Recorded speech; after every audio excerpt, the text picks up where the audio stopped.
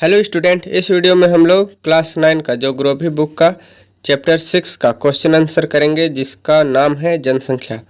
देखिए, पहला नंबर में है, नीचे दिए गए 4 विकल्पों में सही विकल्प चुनिए। पहला है, निम्नलिखित में से किस क्षेत्र में प्रवास आबादी में जनसंख्या वितरण एवं संरचना में परिवर्तन लाता है। तो जो इसका उत्तर है वह ख नंबर है, प्रस्थान व आगमन दोनों क्षेत्र में। फिर क्वेश्चन नंबर 2 है, जनसंख्या में बच्चों का एक बहुत बड़ा अनुपात निम्नलिखित में से किसका परिणाम है। तो उच्च जन्म दर, मतलब जन्म दर अधिक होगा तो जो बच्चों का अनुपात है वह बढ़ेगा। क्वेश्चन नंबर 3 है, निम्नलिखित में से कौन सा एक जनसंख्या वृद्धि दर का परिणाम दर्शाता है। तो जनसंख्या वृद्धि किसी क्षेत्र का होता है, किसी देश का होता है, किसी जगह का होता है। तो इसका आंसर क्या हो जाएगा, एक क्षेत्र की कुल जनसंख्या, मतलब जब कुल जनसंख्या बढ़ेगी तो वह जनसंख्या वृद्धि दर को दर्शाएगा। फिर चौथा है, 2001 की जनगणना के अनुसार एक साक्षर व्यक्ति वह है। साक्षर व्यक्ति मतलब जो पढ़ा लिखा है उसको हम लोग साक्षर व्यक्ति बोलते हैं। तो देखिए, ग नंबर इसका आंसर हो जाएगा, जिसका उम्र 7 वर्ष है तथा वह किसी भी भाषा को समझ के साथ पढ़ लिख सकता है। किसी भी भाषा मतलब यह नहीं कि दुनिया में जितने भी भाषा है वो उसको आता है, कोई भी एक भाषा को वह पढ़ लिख सकता है, बस इतना ही। फिर क्वेश्चन नंबर 2 है, निम्नलिखित के उत्तर संक्षेप में दीजिए। पहला, जनसंख्या वृद्धि के महत्वपूर्ण घटकों की व्याख्या करें। उत्तर देखिए, जनसंख्या वृद्धि 3 प्रमुख घटक हैं, जन्म दर, मृत्यु दर एवं प्रवास। मतलब जनसंख्या 3 कारकों पर निर्भर करता है। पहला उच्च जन्म दर, फिर मृत्यु दर और प्रवास। अगर जन्म दर अधिक रहेगा, मृत्यु दर कम रहेगा तो जनसंख्या बढ़ेगी, और प्रवास कम होगा या फिर अप्रवास होगा तो भी जनसंख्या जो है बढ़ेगी। फिर आगे देखिए, जन्म दर एवं मृत्यु दर के बीच का अंतर जनसंख्या की प्राकृतिक वृद्धि है। लोगों का एक क्षेत्र से दूसरे क्षेत्र में चले जाना प्रवास कहते हैं। फिर क्वेश्चन नंबर 2 है, 1981 से भारत में जनसंख्या की वृद्धि दर क्यों घट रही है।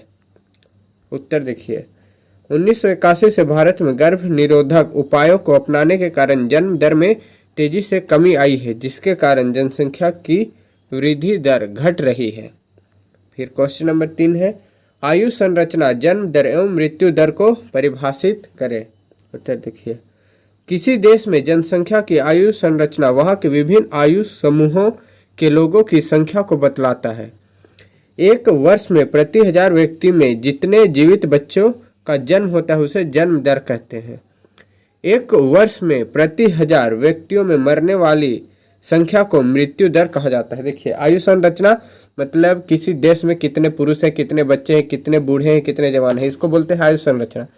जन्म दर प्रति 1000 व्यक्ति में, मतलब कोई बच्चा ऐसा होता है तो या तो गर्भ से ही मृत जन्म लेता है या फिर गर्भ में जन्म लेने के बाद ही तुरंत मर जाता है।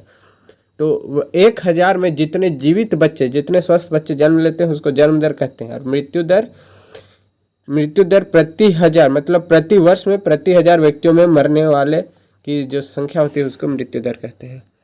फिर क्वेश्चन नंबर 4 है, प्रवास जनसंख्या परिवर्तन का एक कारक। इसको कारण बताना है। देखिए, प्रवास मतलब लोगों का जाना या आना, इसको हम लोग प्रवास मतलब जाना ही होता है, लेकिन अप्रवास मतलब आना होता है। तो ये जो है जनसंख्या परिवर्तन का एक कारक है। लोग जाएंगे तो जनसंख्या घटेगी ही, और जहाँ जाएंगे वहाँ की जनसंख्या बढ़ेगी, सिंपल है। उत्तर देखिए, लोगों का एक क्षेत्र से दूसरे क्षेत्र में चले जाना को प्रवास कहते हैं। प्रवास जनसंख्या परिवर्तन का एक महत्वपूर्ण घटक है। ये केवल जनसंख्या के आकार को ही प्रभावित नहीं करती, बल्कि उम्र एवं लिंग के दृष्टिकोण से नगरीय एवं ग्रामीण जनसंख्या की संरचना को भी परिवर्तित करती है। क्वेश्चन नंबर 3 है, जनसंख्या वृद्धि एवं जनसंख्या परिवर्तन के बीच अंतर स्पष्ट करें। उत्तर देखिए, जनसंख्या वृद्धि इसका अर्थ होता है किसी विशेष समय अंतराल में किसी देश या राज्य के निवासियों की संख्या में परिवर्तन। फिर जनसंख्या परिवर्तन यह किसी विशेष समय अवधि के दौरान वितरण, संरचना और आबादी के आकार में परिवर्तन को दर्शाता है। जो जनसंख्या वृद्धि वह किसी देश में जब अधिक जनसंख्या बढ़ रही है, और जनसंख्या परिवर्तन मतलब जनसंख्या घट भी रहा है, बढ़ भी रहा है, पर परिवर्तन हो रहा है, वह स्थिर नहीं है। पहले 10 थे, हो सकता है 8 हो गए हैं या फिर 12 हो गए, और जनसंख्या वृद्धि पहले 10 थे तो 15 हो गए, 20 हो गए, इस प्रकार। फिर देखिए जनसंख्या वृद्धि में ही जनसंख्या वृद्धि को प्रभावित करने वाले प्रमुख घटक हैं जनसंख्या में प्राकृतिक वृद्धि तथा आप्रवास। मतलब प्राकृतिक वृद्धि मतलब निम्न मृत्यु दर और उच्च जन्म दर, और आप्रवास मतलब लोग कहीं दूसरे जगह गए थे वे लोग वापस आ गए, जिससे कि कोरोना काल में लोग दिल्ली बम्बई से अपने अपने गांव वापस आ गए, तो जो गांव की है वो जनसंख्या बढ़ गई, उसी को बोलते हैं आप्रवास। और इधर परिवर्तन में देखिए जनसंख्या परिवर्तन को प्रभावित करने वाले घटक जनसंख्या में प्राकृतिक वृद्धि, प्रवास तथा अप्रवास। मतलब बस जनसंख्या जितना स्थिर नहीं रहना चाहिए, वह घटना चाहिए या बढ़ना चाहिए, उच्च मृत्यु दर हो या निम्न मृत्यु दर हो, या फिर जन्म दर भी कम हो या फिर ज़्यादा हो, प्रवास हो या अप्रवास हो, बस परिवर्तन होना चाहिए। फिर देखिए क्वेश्चन नंबर 4 है व्यावसायिक संरचना और विकास के बीच क्या संबंध है।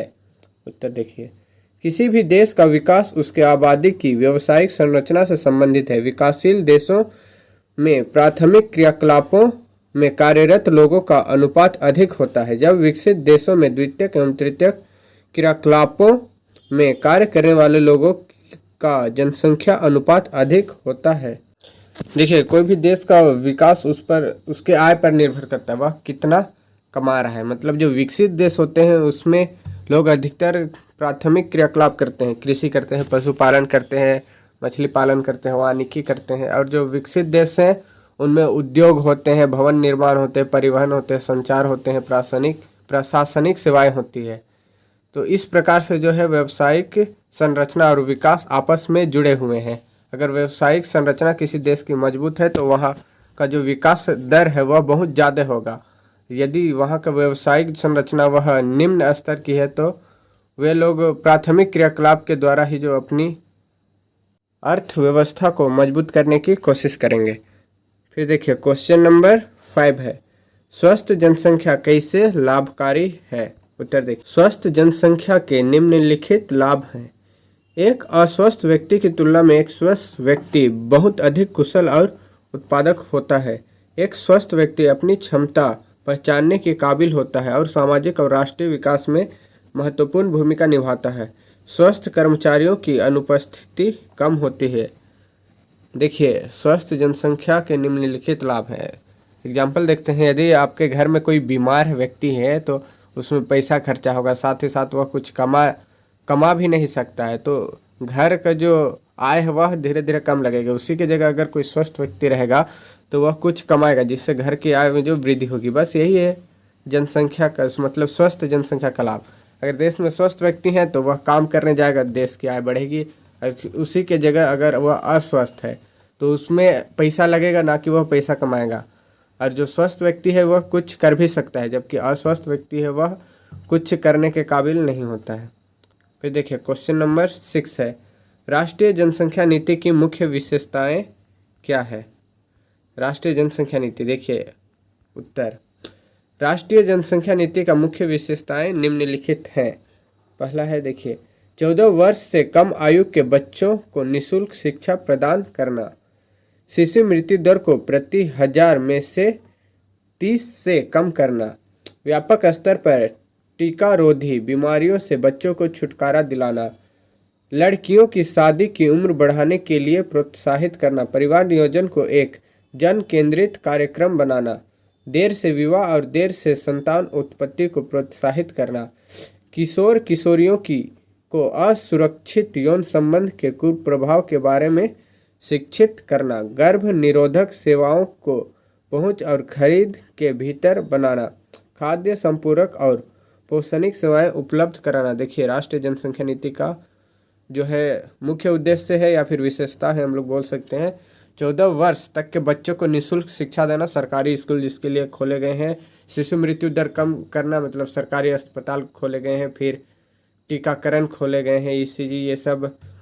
फिर टीकारोधियों जैसे पोलियो हो गया या फिर बच्चों को जन्म लेने के साथ उसको 3-4 बार जो है टीका लगवाया जाता है। फिर लड़कियों का जो शादी का उम्र है उसको बढ़ाना। गांव में आजकल भी लड़कियों का जो शादी होता है वह 15 साल 16 साल 17 साल में ही हो जाता है, तो उसको बढ़ाना। फिर परिवार नियोजन को देखना, मतलब घर में है या एक बच्चा रखना, 2 बच्चा रखना, 4-5 रखते हैं गांव में तो उसको कम करना, इसको परिवार नियोजन बोलते हैं। फिर जो है खाद्य संपूरक, लोगों को खाद्य की आपूर्ति कराना तथा बच्चों में जो है वह पोषण सेवाएं उपलब्ध कराना। मतलब बच्चों को, जब बच्चे छोटे होते हैं तो उसको कुपोषण से बचाने के लिए पोषणिक सेवाएं उपलब्ध कराना। यहीं पर इस चैप्टर का क्वेश्चन आंसर कंप्लीट होता है। आई होप जो क्वेश्चन आंसर है आपको समझ में आया होगा। इस वीडियो को लाइक करें, शेयर करें, कमेंट करें और इस चैनल को HDS ट्यूटोरियल को सब्सक्राइब करें। Thank you.